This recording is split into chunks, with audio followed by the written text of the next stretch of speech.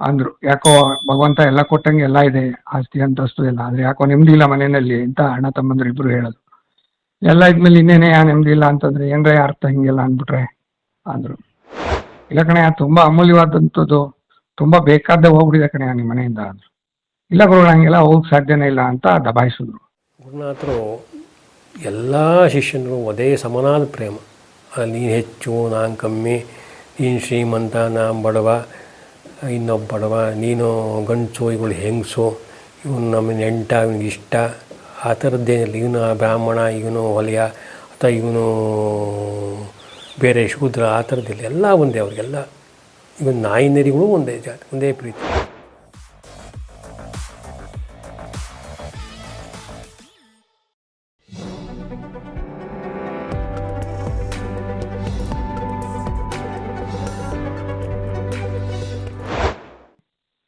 ಅವಾಗ ಬಾ, ನನ್ನ ಬಂದು ಭೇಟಿ ಮಾಡು ನೀನು ಅಂದ್ರು. ಆಯ್ತು ಗುರುಗಳೇ, ನೀವು ಕರೆಯೋದು ಹೆಚ್ಚ, ನಾವು ಬರೋದು ಹೆಚ್ಚ ಅನ್ಕೊಂಡು ಏನು ಮಾಡಿದೆ, ನಮಸ್ಕಾರ ಮಾಡಿದೆ. ಗುರುಗಳೇ ಬರ್ತೀನಿ ಅಂತ ಹೇಳಿ ಹೊರಟೆ.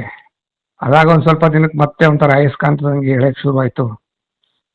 ಒಂದಿನ ಬೆಳಿಗ್ಗೆ ಗುರುನಾಥರ ಮನೆಗೆ ಹೋದ್ರೆ ಗುರುಗಳ ಮನೆಯಲ್ಲಿ ಹಾಗೆ ಬೆಳಗ್ಗೆ ತಿಂಡಿ ಕೊಟ್ಟರು, ತಿಂದೆ, ಕೂತಿದ್ದೆ. ಕಾರಲ್ಲಿ ಬಂದು ಅಣ್ಣ ತಮ್ಮಂದ್ರು ಹೆಂಡ್ತಿರು ಹಿಂಗೆ ಕೂತಿದ್ರು. ಏನು ಬಂದಿದ್ದು ಅಂತ ಕೇಳಿದ್ರು. ಅವ್ರಿಗೂ ತಿಂಡಿ ಕಾಫಿ ಎಲ್ಲ ಕೊಟ್ಟರು. ಗಂಡ ಹೆಂಡತಿ ಅಂದ್ರು, ಯಾಕೋ ಭಗವಂತ ಎಲ್ಲ ಕೊಟ್ಟಂಗೆ ಎಲ್ಲ ಇದೆ, ಆಸ್ತಿ ಅಂತಸ್ತು ಎಲ್ಲ, ಆದ್ರೆ ಯಾಕೋ ನೆಮ್ಮದಿ ಇಲ್ಲ ಮನೆಯಲ್ಲಿ ಅಂತ ಅಣ್ಣ ತಮ್ಮಂದ್ರು ಇಬ್ರು ಹೇಳೋದು.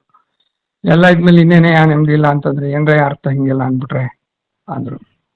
ಇಲ್ಲ ಗುರುಗಳೇ, ಯಾಕೋ ನೆಮ್ಮದಿ ಇಲ್ಲ ಅಂತ. ಹೌದೇ ಅಂದ್ಬಿಟ್ಟು ಒಂದು 5 ನಿಮಿಷ ಆದ್ಮೇಲೆ, ನಿಮ್ಮ ಮನೆಯಲ್ಲಿ ಒಂದು ಅತ್ಯಮೂಲ್ಯವಾದಂಥ ಒಂದು ವಸ್ತು ಕಳವಾಗ್ಬಿಡಿದೆ ಕಣಯ್ಯ ಅಂದ್ರು. ಅತ್ಯಮೂಲ್ಯವಾದ ವಸ್ತು ಕಳವಾಗಿದ್ಯಾ? ಹಂಗೆಲ್ಲ ಆಗಕ್ಕೆ ಸಾಧ್ಯ ಇಲ್ವಲ್ಲ ಅಂತ ಗಂಡ ಹೆಂಡತಿ ಇಬ್ರು ಮಾತಾಡ್ಕೊಂಡ್ರು. ಸೆಕ್ಯೂರಿಟಿ ಗಾರ್ಡ್ ಇದ್ದಾರೆ, ನಮ್ಮ ಮನೆಯಲ್ಲಿ ಎಲ್ಲ ಅನುಕೂಲತೆಗಳಿದೆ, ಒಂದು ಚಿನ್ನ ಬೆಳ್ಳಿ ಯಾವುದೂ ಕಳ್ತನ ಆಗಿಲ್ಲ, ಏನು ಇವ್ರು ಹಿಂಗಂತಾರಲ್ಲ ಅನ್ಕೊಂಡು ಮಾತಾಡ್ಕೊಂಡ್ರು. ಗುರುಗಳ ಎದುರುಗಡೆ, ಇಲ್ಲ ಗುರುಗಳೇ, ನಮ್ಮಲ್ಲಿ ಏನೂ ಕಳ್ತನ ಆಗಿಲ್ಲ. ಇಲ್ಲ ಕಣೆ, ತುಂಬಾ ಅಮೂಲ್ಯವಾದಂಥದ್ದು, ತುಂಬಾ ಬೇಕಾದ್ದೇ ಹೋಗ್ಬಿಟ್ಟಿದೆ ಕಣೆ ನಿಮ್ಮ ಮನೆಯಿಂದ ಅಂದ್ರು. ಇಲ್ಲ ಗುರುಗಳು, ಹಂಗೆಲ್ಲ ಹೋಗಕ್ ಸಾಧ್ಯನೇ ಇಲ್ಲ ಅಂತ ದಬಾಯಿಸಿದ್ರು. ಗುರುನಾಥರಿಗೆ ಯಾಕೋ ಸಿಟ್ಟತ್ತು.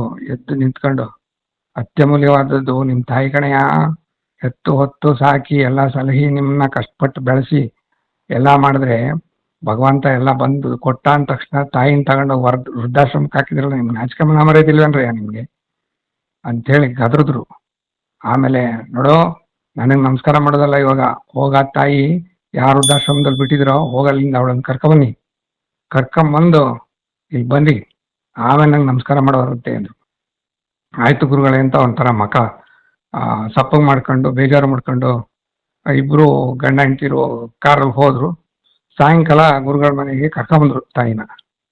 ಕರ್ಕೊಂಬಂದ್ರು. ಅಷ್ಟೊತ್ತು ಸಮಯ 7 ಆಗಿತ್ತು.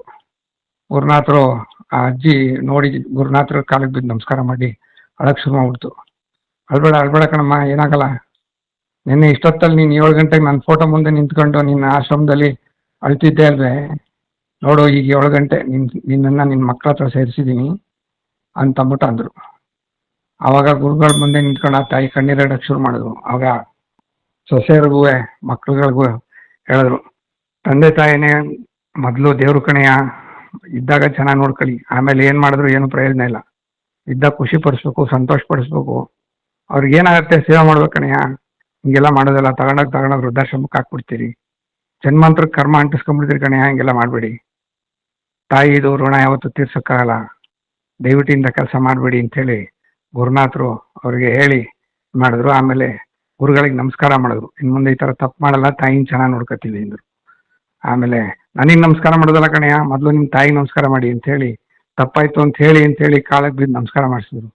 ಆಮೇಲೆ ಗುರುಗಳಿಗೆ ನಮಸ್ಕಾರ ಮಾಡಿದ್ರು. ಇನ್ಮೇಲೆ ಇಂಥ ಕೆಲಸ ಮಾಡಬೇಡಿ, ಹೊರಡಿ ಇವಾಗ ಆಯಿತು ಅಂತಂದರು. ಅಷ್ಟೊತ್ತಿಗೇನೋ ಒಂದು ಚೂರು ತಿಂಡಿನ ಏನೋ ಊಟ ಏನೋ ಇತ್ತು, ಊಟ ಮಾಡ್ಕೊಂಡು ಹೊರಟರು. ನಾನು ಗುರುನಾಥರಲ್ಲಿ ನೋಡಿದ್ದು, ನಾನು ಅನುಭವಿಸಿದ್ದು ಎಲ್ಲಕ್ಕಿಂತ ಮುಖ್ಯವಾಗಿ ಅವರ ಮಾತೃ ಹೃದಯ. ಏಕೆಂದರೆ ಪ್ರಪಂಚದಲ್ಲಿ ನಮಗೆ ಸಿಗೋದು ಪ್ರೀತಿ, ನಿಷ್ಕಲ್ಮಶವಾದ ಪ್ರೀತಿ, ನಿರ್ವಾಜ್ಯವಾದ ಪ್ರೀತಿ ಸಿಗೋದು ತಾಯಿಯಿಂದ. ಮಕ್ಕಳಿಂದ ಏನೋ ಇದು ಮಾಡೋದನ್ನೆಲ್ಲೇ ಕೊಡುವಂಥ ಬರೀ ಕೊಡೋದು ತಾಯಿ ಪ್ರೀತಿ. ಆ ಪ್ರೀತಿ ದೊಡ್ಡದು. ಅದು ಬಿಟ್ಟು ಅದಕ್ಕೆ ಮ್ಯಾಚ್ ಆಗೋದು, ಅದಕ್ಕಿಂತ ಮಿಗಿಲಾದ ಗುರುವಿನ ಪ್ರೀತಿ.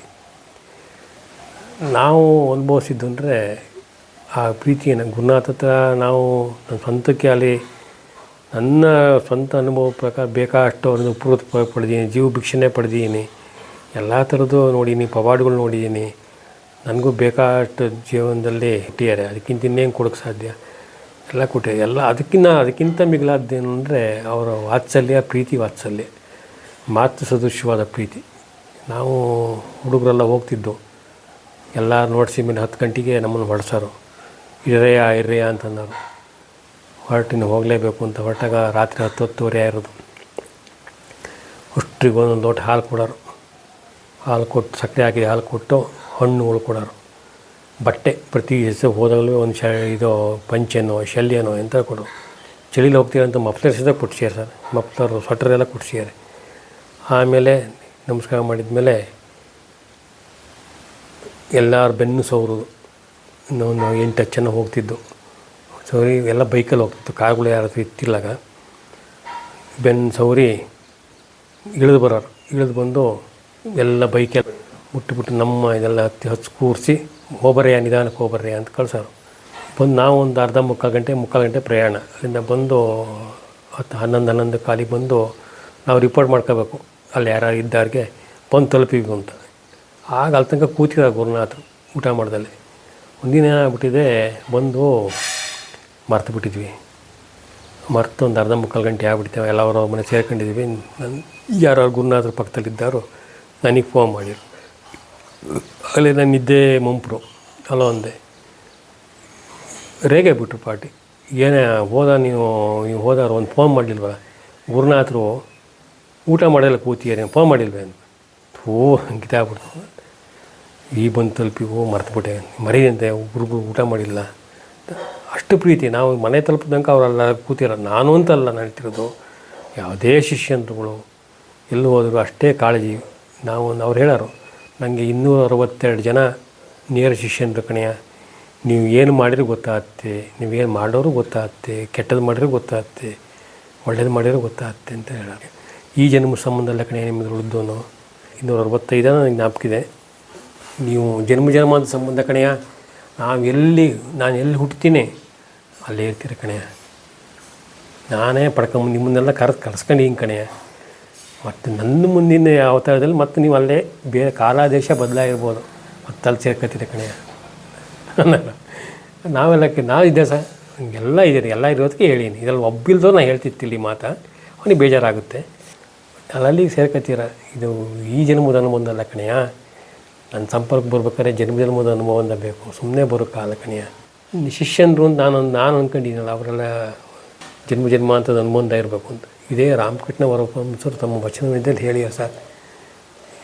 ಅವ್ರು ಹೇಳಿದ್ದಾರೆ, ನೀವು ನನಗೆ ಶಿಷ್ಯಂದ್ರುಗಳು ಪೂರ್ತಿ ಕಲಿಸಲ್ಲ, ನಿಮಗೆ ಹಾರೋಗ್ಬಿಡ್ತೀರಾ. ನಾನು ಮುಂದಿನ ಜನ್ಮನೂ ಎತ್ತಬೇಕಾಗಿದೆ, ಮುಂದಿನ ಜನ್ಮ ಬೇಕು, ಮತ್ತು ನೀವು ಬರಲೇಬೇಕಾಗಿದೆ. ನಾವು ಪೂರ್ತಿ ಹೇಳ್ಕೊಡೋಲ್ಲ, ಒಂಚೂರು ಇಟ್ಕೊಂಡಿರ್ತೀನಿ. ಬೆಕ್ಕು ಹೇಗೆ ಹುಲಿಗೆ ಮರ ಹತ್ತು ಆ ಥರಕ್ಕೆ ಅವ್ರ ವಚನದಲ್ಲಿ ಬರುತ್ತೆ. ನಾನು ಅಂಡರ್ಲೈನ್ ಮಾಡಿ ಇಟ್ಟೀನಿ. ಅದು ಕೇಳಿದೆ, ನಕ್ಕು ಗುರುನಾಥರು. ಹಾಗೆ ಕಣೆಯ, ಇದು ಅದೇ ಸಂಬಂಧ ಕಣೆಯ. ಆಮೇಲೆ ನಾನು ಮೊದಲೇ ಹೇಳಿನಲ್ಲ, ಗುರುನಾಥರ ಪ್ರೀತಿ ನಿರ್ವಾಜ್ಯ ಪ್ರೇಮ. ಅದು ನಮ್ಮಿಂದ ಏನು ಎಕ್ಸ್ಪೆಕ್ಟ್ ಮಾಡೋದು ಪ್ರೇಮ, ತಾಯಿ ಪ್ರೇಮಕ್ಕಿಂತ ಮಿಗಿಲಾದ್ದು. ಯಾಕೆಂದರೆ ನನ್ನ ಅನುಭವದಲ್ಲಿ ಹೇಳಿದಾರೆ, ಗುರುನಾಥರು ಎಲ್ಲ ಶಿಷ್ಯನರು ಒಂದೇ ಸಮನಾದ ಪ್ರೇಮ. ನೀನು ಹೆಚ್ಚು, ನಾನು ಕಮ್ಮಿ, ನೀನು ಶ್ರೀಮಂತ, ನಾನು ಬಡವ, ಇನ್ನೊಬ್ಬ ಬಡವ, ನೀನು ಗಂಡಸು, ಇವಳು ಹೆಂಗಸು, ಇವನು ನಮ್ಮ ನೆಂಟ, ಇವನಿಗೆ ಇಷ್ಟ, ಆ ಥರದ್ದೇನಿಲ್ಲ. ಇವನು ಬ್ರಾಹ್ಮಣ, ಇವನು ಹೊಲೆಯ, ಅಥವಾ ಇವನು ಬೇರೆ ಶೂದ್ರ, ಆ ಥರದ್ದಿಲ್ಲ. ಎಲ್ಲ ಒಂದೇ ಅವ್ರಿಗೆಲ್ಲ. ಇವನು ನಾಯಿ ನರಿಗಳು ಒಂದೇ ಜಾತಿ, ಒಂದೇ ಪ್ರೀತಿ. ಪ್ರಾಣಿಗಳ ಮೇಲೆ ಒಂದೇ ಪ್ರೀತಿ. ತಾಯಿ ಹೃದಯನಾರು 5 ಜನ ಮಕ್ಕಳಿದ್ರೆ, ಯಾರೋ ಒಬ್ಬ ಅಶಕ್ತನಾದ ಮಗನಿದ್ದರೆ, ದುಡಿಯಕ್ಕಾಗಲೋದನೋ, ಅಂಗವಿಕಲನೋ, ಬುದ್ಧಿ ಕಮ್ಮಿನ ಅಂತ ಪ್ರೀತಿ ಜಾಸ್ತಿ ಇರುತ್ತೆ ಅವನ ಮೇಲೆ. ಇಲ್ಲ ಕೊನೆ ಮಗನ ಮೇಲೆ ಪ್ರೀತಿ ಜಾಸ್ತಿ ಇರುತ್ತೆ. ಚೆನ್ನಾಗಿ ದುಡಿತಿರೋ ಹಿರಿಯ ಮಗನ ಮೇಲೆ ಪ್ರೀತಿ. ಒಟ್ಟಲ್ಲಿ ಅವ್ರನ್ನ ಚೂರು ಭೇದ ಕಾಣ್ಬೋದು, ಬಟ್ ಗುರುವಿನ ಪ್ರೀತಿಯಲ್ಲಿ ಭೇದವನ್ನು ಇಲ್ಲವೇ ಇಲ್ಲ. ನಾನು ನೋಡ್ದಂಗೆ ಅಂಥ ನಿರ್ವಾಜ್ಯ ಪ್ರೇಮವನ್ನು ಯಾರೂ ಕೊಡೋಕ್ಕೆ ಸಾಧ್ಯ, ಹೆತ್ತ ತಾಯಿನೂ ಕೊಡೋಕ್ಕೆ ಸಾಧ್ಯವಿಲ್ಲ. ಅಂಥ ಪ್ರೀತಿನ ಪ್ರತಿಯೊಬ್ಬ ಗುರು ಬಂದಿಗೂ ಸೌದಿದ್ದಾರೆ. ಅದರಲ್ಲಿ ಟೈಮಲ್ಲಿ ನಾವು ಕೆಟ್ಟತನ ಮಾಡಿ ಬಯಸ್ಕೊಂಡಿರ್ಬೋದು, ಗದರಿಸ್ಕೊಂಡಿರ್ಬೋದು, ಅದು ಏನು ಕ್ಷಣಿಕ. ನಾವು ಬೈದಿಯ ನಮ್ಮನ್ನೇನು ಬೇಕಾಗಿ ಬಿಟ್ಟಿಲ್ಲ, ನಮ್ಮನ್ನೇನು ಹೊಗಳೇನು ಅಟ್ಟೆ ಮೇಲೆ ಕೂರಿಸಿಲ್ಲ. ನಾವು ತಪ್ಪು ಮಾಡಿದಾಗ ತಿದ್ದಿಯಾರೆ, 2 ಮಾತು ಖಾರವಾಗಿ ಹೊಂದಿದ್ದಾರೆ, ಅದು ಎಷ್ಟು 1 ನಿಮಿಷ 2 ನಿಮಿಷಕ್ಕೆ ಮಾತು. ಮತ್ತು ಅದೇ ಎಷ್ಟು ಗದಿರಿದ್ರು ಅದೇ 1 ಸೆಕೆಂಡಲ್ಲಿ 1 ನಿಮಿಷದಲ್ಲಿ ಬೇಜಾರಾಯ್ತಾನೆಯಾ ಅಂತ ಮತ್ತೆ ನಾನು ಕೇಳಿರೋದು ಉಂಟು. ನನಗೆ ಕೇಳಿದ್ದಾರೆ.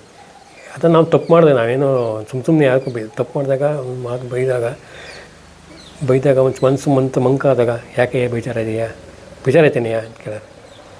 ಅಷ್ಟು ಮಾತು ಹೃದಯ ಅವ್ರದ್ದು. ಪ್ರತಿಯೊಬ್ಬರಿಗೂ ಅಷ್ಟೇ. ಅದನ್ನು ನಾವು ಎಲ್ಲಕ್ಕಿಂತ ಅದೇ ಮಿಗಿಲಾದ ನನ್ನ ಭಾವನೆ. ಅವ್ರ ಪವಾಡಗಳು, ನಮಗೆ ಮಾಡಿದ ಉಪಕಾರ, ನಾವು ನೋಡಿದ್ದ ಅವರ ದೈವ ಸಮಾನವಾದ ಲೀಲಾ ವಿನೋದಗಳೆಲ್ಲಕ್ಕಿಂತ ನನಗೆ ಆ ಪ್ರೀತಿ ಕೊಟ್ಟರಲ್ಲ, ಆ ಪ್ರೀತಿ ಅನ್ನೋದು ನಾವು ಯಾವ ಜನ್ಮದಲ್ಲೂ ಪಡೆದ್ರೂ ಸಾಧ್ಯ ಇಲ್ಲ. ನಾವು ಅದನ್ನು ಪ್ರತಿಯೊಬ್ಬರು, ನಾನು ಒಬ್ಬನಿಗೆ ಅಂತಲ್ಲ, ಏನಿಲ್ಲ, ಎಲ್ಲರಿಗೂ ಸಮಾನವಾದ ಪ್ರೀತಿ ಎಲ್ಲರ ಮೇಲೂ, ತಮ್ಮ ಶಿಷ್ಯನ ಮೇಲೆ ಅಪಾರವಾದ ಪ್ರೀತಿ. ಆ ಪ್ರೀತಿ ತಾಯಿನೂ ಕೊಡೋಕ್ಕೆ ಸಾಧ್ಯ ಇಲ್ಲ ಸರ್.